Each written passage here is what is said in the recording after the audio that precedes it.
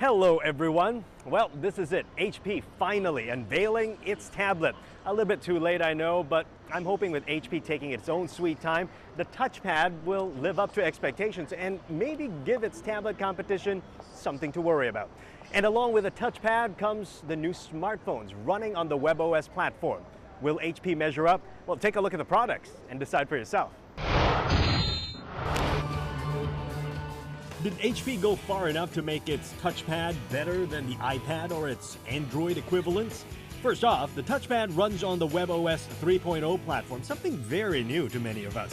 So new, in fact, we were not allowed to touch the touchpad. The 9.7-inch tablet boasts a capacitive multi-touch display with 1024 by 768 pixels resolution, 1 GB of RAM, 16 or 32 GB of memory, and HP's trademark Beats audio built in. The touchpad is armed with a 1.3 megapixel front-facing camera, and it is designed to be compatible with HP's industry-leading printing solutions, so you can print wirelessly. The WebOS interface is clean, simple, and, from the looks of it, very easy to navigate. The keyboard is what stands out for me. Take a look at this. It comes with numbers, unlike any other tablets in the market right now. The keyboard size can also be changed depending on how big your fingers are. HP is also taking another jab at smartphones after acquiring Palm 2 years ago. Take a look at the Veer and the Pre 3. The Pre 3 is billed as a business-class mobile phone that mixes work and play. The size is just right, with a touchscreen and a slide-out keyboard. The Pre 3 has a 5-megapixel camera that also shoots HD videos. The Veer, meanwhile, is one powerful smartphone, but almost at half the size. It is compact at just 3 inches, and it packs a punch. Web, social networking, email, anything you want from a smartphone. And yes, both the Veer and the Pre 3 come with a mirror at the back, something many of us really want, but might be too shy to ask. I questioned the viability of a 3-in-1 touchscreen monitor on That's IT when the first TouchMart came out 3 years ago. Now my concerns are heard. Look at what HP has done to the TouchSmart. It can now change angles, meaning you won't have to extend your arms to swipe around the screen. Best of all, this new TouchSmart is faster, and it is armed with HP's Beats audio sound system. The CEO of Nokia was very eager to announce a Nokia-Microsoft partnership, but unfortunately that eagerness is not being shared by its investors. In fact, a group of shareholders immediately petitioned the CEO to quit and for MeeGo to be reinstated as the smartphone platform. Will this Nokia-Microsoft partnership end up happily ever after? In a nutshell, Nokia is ditching the Intel-developed MeeGo and its own Symbian operating system and going with Microsoft's Phone 7 system for its smartphones. A move Nokia hopes will help it maintain its global dominance. Nokia still commands market share, although it is fast losing it, while Microsoft Phone 7 all but lost its share, and the release of the Phone 7 OS last year didn't do so much to help.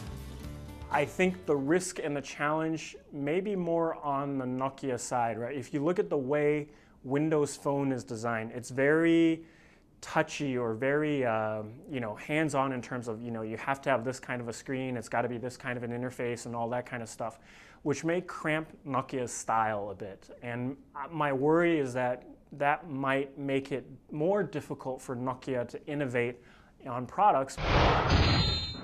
Certainly there is handsets, the opportunity to grow their smartphone business.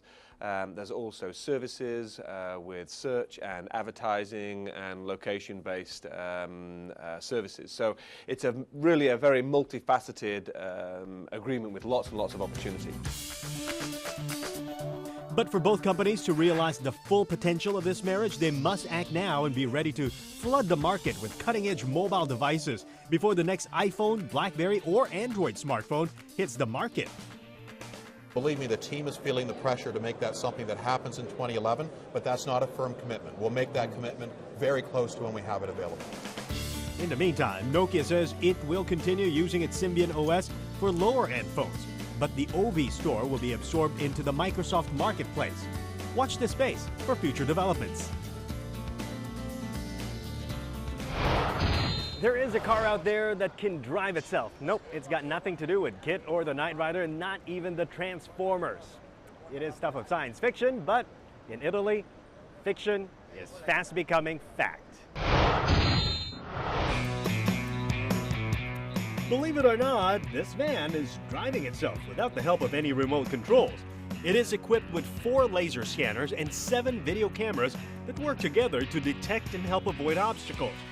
The vans will brave the traffic of Moscow, the intense temperature of Siberia, and the arid Gobi Desert before the lights of Shanghai. Questi veicoli sono dei veicoli elettrici automatici e riescono a muoversi automaticamente, percepiscono il mondo che hanno di fronte, localizzano pedoni, biciclette, veicoli, capiscono la curvatura della carreggiata, insomma capiscono il mondo che hanno di fronte e poi automaticamente decidono come muoversi. The vans are equipped with various sensors that will detect any obstacles, from pavements to pedestrians or other vehicles. The core of the whole system is GOLD, a framework of artificial vision, developed in the engineering laboratories of the University of Parma. GOLD, or Generic Obstacle and Lane Detector, collects data from all the sensors. GOLD analyzes the information and automatically resets the speed and direction of the car and brakes if it is not possible to avoid the obstacle. The journey to Shanghai will include a lead vehicle that will be driven, by the way, followed by an unmanned vehicle occupied by 2 technicians with the goal of identifying system problems that have not been anticipated by the developers.